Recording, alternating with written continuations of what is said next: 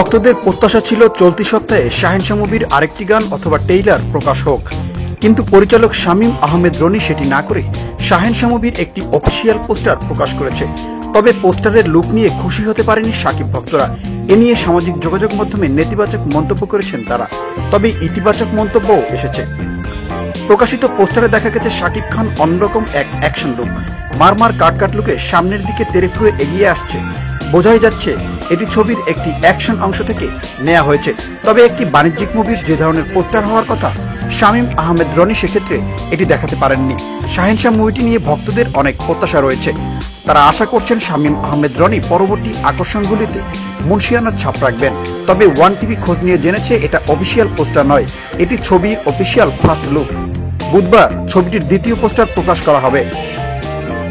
এদিকে ছবিটি রোববার সেন্সরে জমা পড়েছে। সেন্সর বোর্ড সূত্রে জানা গেছে ছবিটি আজ মঙ্গলবার সেন্সর বোর্ডে প্রদর্শিত হয়েছে। ছবিটি পরিচালনা করেছেন নির্মাতা শামীম আহমেদ রনি।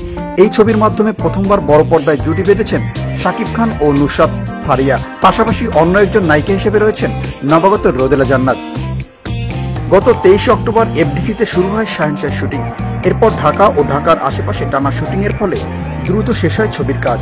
লায়লা ও প্রিয়া চরিত্রে দেখা যাবে ছবির দুই নায়িকাকে।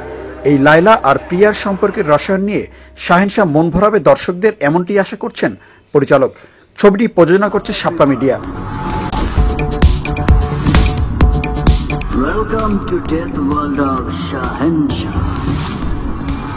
প্রিয় ভিউয়ার, ভিডিওটি ভালো লাগলে বেশি বেশি লাইক, কমেন্ট আর শেয়ার করুন। আর নতুন ভিডিওর আপডেট পেতে চ্যানেলটি এখনই সাবস্ক্রাইব করে রাখুন। সেই সঙ্গে পাশে থাকা বেল আইকনটিও প্রেস করতে ভুলবেন না।